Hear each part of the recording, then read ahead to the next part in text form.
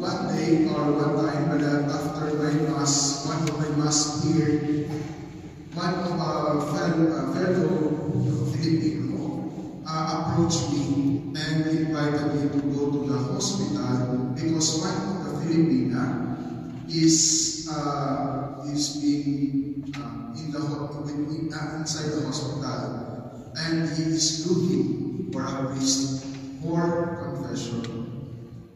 And when I arrived there, and after the confession that I gave her, I asked her if he knows the person who brought me to her. And she told me that no, that she didn't know the person. And I asked her again, how did you know? How come that you have asked someone to contact a priest so that you have to have confession inside the hospital? And she told me, one of the Indian nurse approached her and asked her, are you Catholic? And when she told her that she is a Catholic, and she asked, do you want that the priest would go to you, or to have confession to a priest? That's why he told her, yes. And the moment when I talked with that person, a Filipina, she opened up about herself, the pain that she has. And she's telling me that she's thinking maybe God is away from me. Because of the work that he has, or that she has, only December that she is given a chance to go to the church. That's why she's thinking, maybe God gave me this kind of sickness because I did not anymore go to him or to pray for him. But when the lady or the nurse came to her, and that's the moment that she feels that God never abandons her. God is always with her and always bringing good news to her, that give life to her lonely heart and to that painful situation that she has. Brothers and sisters, we are also called to be that light. That's why God is telling us or asking us, do you also care for one another? Do you also care for your fellow or the person around you? Because if we truly care about the people around us, we all bring them also to God. Not only ourselves, and we go to church, we pray, but also others. We also need them to pray to God, to trust God always.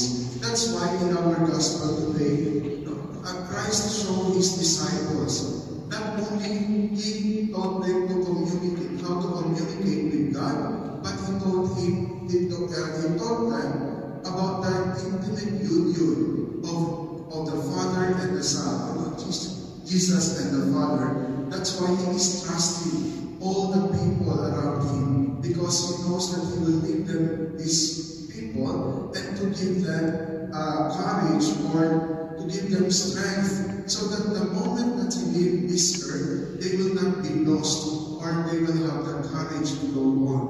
That's why the prayer of Christ is telling us, or telling the disciples, to have always communion with God. To have communion is to love, no? Because that is the unifying action, that to have that kind of union. But what makes us away from the presence of God?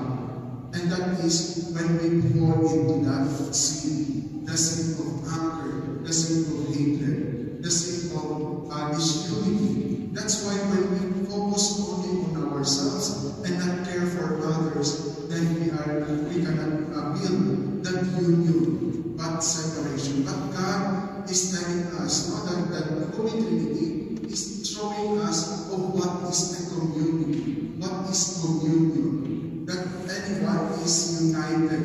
And the connecting factor of this unity is love. That's why when we love, then we always think of what is good, not only for ourselves, not only towards our God, but also towards our brothers and sisters, especially our brothers and sisters who are in darkness, who are in pain. That's why Christ is telling also in his prayer that to God, that I will bring them to the world, and the world will hate them. And who are those who are hated? Is the people who are sent by God, those who do not accept God in their life, those who are thinking of worldly things. That's why in our first reading, it shows us the prayer also, or the action also of St. Paul towards the people,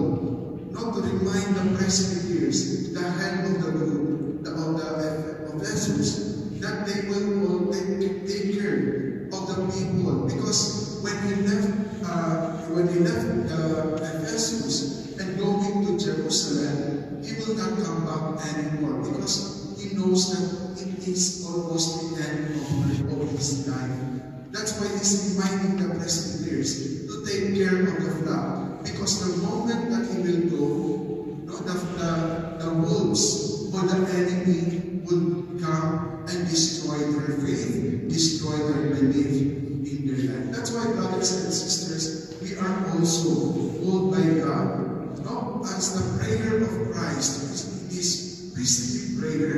We are also called by Christ to be the person sent by God, to become the hand and feet of Christ, to bring that salvation, to bring that grace towards our brothers and sisters, that we also become missionaries and bringers of love to those people who are seeking it, especially in the time of moment or in the time of darkness in their life. That's why, brothers and sisters, like the prayer of Christ and the prayer of